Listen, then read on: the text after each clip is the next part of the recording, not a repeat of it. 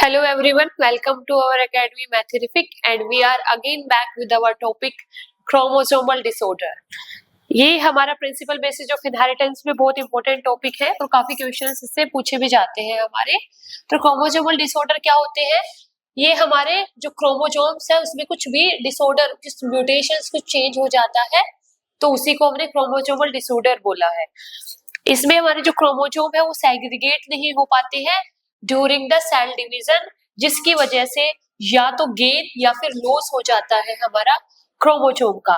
अगर हमारे जो क्रोमोसोम है उनका लॉस हो रहा है, लॉस ऑफ द क्रोमोसोम, उनको हम एनिप्लॉइडी बोलेंगे। और अगर हमारा क्रोमोसोम है, अगर हम उनका डबल हो रहा है, गेन हो रहा है क्रोमोसोम का, तो उनको हम पॉलीप्लॉइडी भी बोलते हैं। तो ये हमारे टर्म्स में पूछी जाती है कि loss of chromosome is known as the aneuploidy and gain of the chromosome is known as the polyploidy। As the name suggests, poly means manifold, ane means absent रहेगी, तो यहाँ पे loss हो जाएगा, यहाँ पे gain होगा।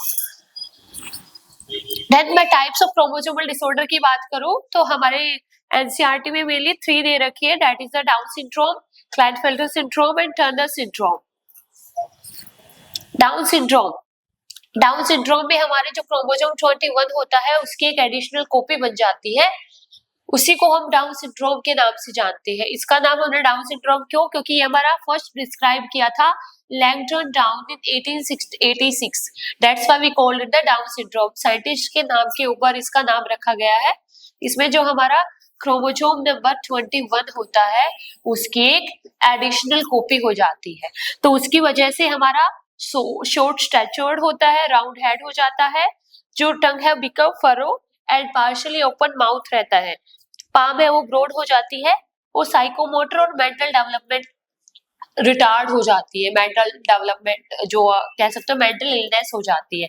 तो ये सारे सिम्टम्स हमें दिखते हैं जो पर्सन हमारा डाउन सिंड्रोम से अफेक्ट रहता है। देन है हमारा क्लाइनफेल्टर सिंड्रोम। क्लाइनफेल्टर सिंड्रोम भी हमारा एक क्रोमोसोमल डिसऑर्डर का ही एक पार्ट है। इसमें जो हमारा एक एडिशनल एक्स कॉपी आ जाती है एक्स क्रोमोसोम की, तो become X X and Y. इसमें हमारे ये दो टाइप के होते हैं, one with the female body with male character and another is male body with the female character. तो ये दोनों तरीके के होते हैं। इनके सिम्टम्स देखे जाए तो ओवरऑल मस्कुलाइन डेवलपमेंट होती है, फेमाइन डेवलपमेंट जिसको हमने गायनेकोमास्टिया बोला है। गायनेकोमास्टिया मतलब यहाँ पे हमारा ब्रेस्ट की डेवलपमेंट हो जाएगी, और जो इंडिविजुअल होंगे वो हमारे स्टेराइल होंगे, वो फर्टाइल नहीं होंगे यहाँ पे। देन हम बात करें Turner syndrome which is the third part of the chromosomal disorder.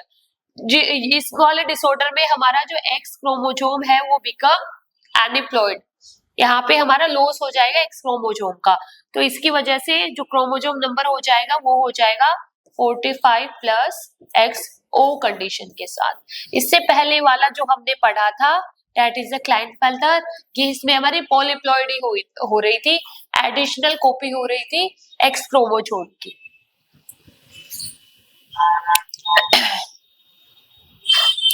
Turner syndrome की बात करें तो ये हमारी एक एनिप्लॉइडी है, यहाँ पे लॉस हो रहा है हमारा एक्स क्रोमोसोम का, and the person with is with 45 plus XO chromosome.